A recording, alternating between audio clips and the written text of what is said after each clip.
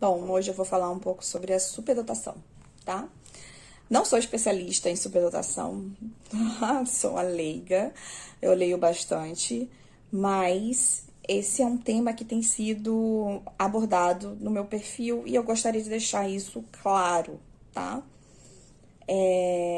Diagnóstico de superdotação. Não existe isso, tá? Porque a superdotação não é uma doença, não tem um CID, então aqui no Brasil ele não é um diagnóstico, tá? Você tem um laudo neuropsicológico, que é uma avaliação que é feita por um neuropsicólogo, né? E nesse laudo consta as potencialidades, né, do indivíduo. O que pode ser trabalhado, os pontos fracos e os pontos fortes, né? Trabalhar os pontos fracos e os pontos fortes, eles podem ser alimentados para poder você atingir o potencial mais alto, certo? Para a superdotação, esse potencial, ele é grande, tá? E é assim que é escalonado, né? Pelo potencial que a pessoa tem. Mas uma coisa que é muito importante entender. O que é esse potencial? Esse potencial, ele vem crescendo crescendo no percentil, pela intensidade, vamos dizer assim, né? Pelo grau de fluidez da inteligência.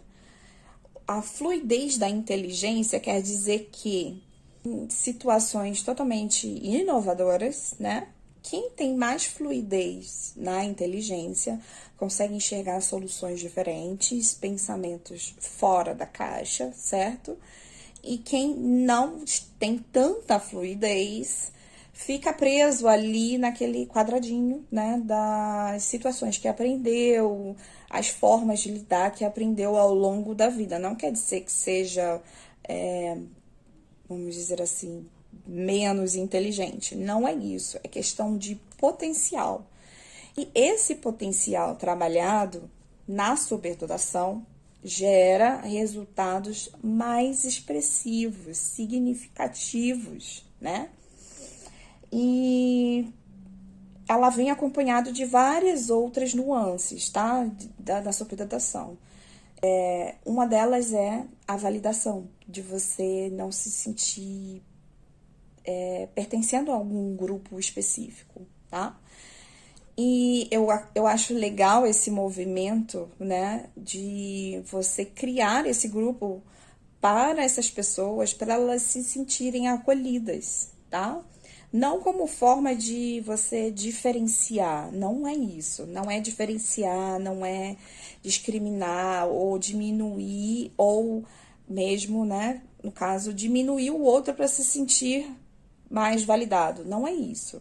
É uma questão de pertencimento. Isso é legal. Todo mundo tem um grupo para o qual pertence, né? Mas, mesmo assim, tem que respeitar, né, as diferenças. Todos nós somos diferentes em vários pontos, né? Mas, voltando para a questão da superdotação, por que eu cheguei nesse ponto de esclarecer, né? Porque eu tenho um relatório de avaliação neuropsicológica, tá? Mas no global eu não possuo o percentil considerado de superdotação no global. Mas eu tenho áreas que possuem um percentil acima de 98. Eu tenho duas áreas, né, que aparecem independente de como você está naquela época. Naquela época que eu fiz esse relatório, eu estava passando por uma fase muito aguda da depressão e da ansiedade.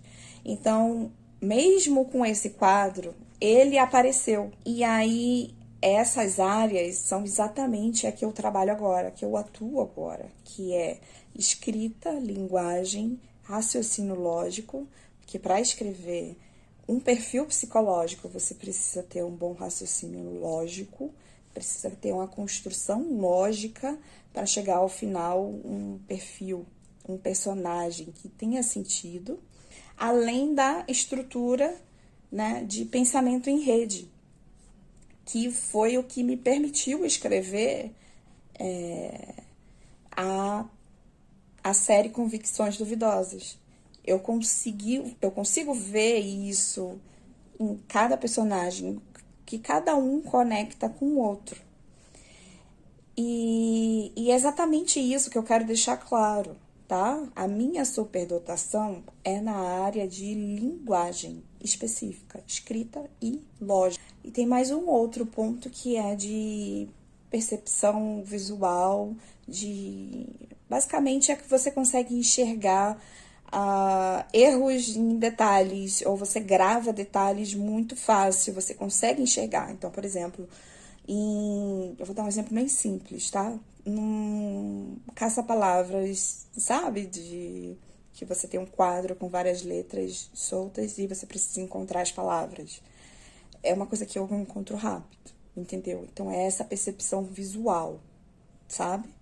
Mas, como eu estava também no estágio, né, de ansiedade e depressão, outras coisas não apareceram. Aonde eu quero chegar com isso? Que para mim, por enquanto, é suficiente. É isso que eu preciso, e é isso que eu sei, e é isso que eu entendi. Então, nesse ponto, eu me sinto pertencendo ao grupo de superdotação. E eu me sinto em espelho, tanto nas questões de dificuldade, né, nos pontos fracos, quanto nos pontos fortes. Tem muita conversa, muito estudo, muita discussão por trás disso, porque existem opiniões divergentes, como você enxerga a superdotação, os limites, os tipos. É igual o autismo, né? Ele tem um espectro. Apesar de não ser um diagnóstico, né? Você tem um espectro, né, da superdotação.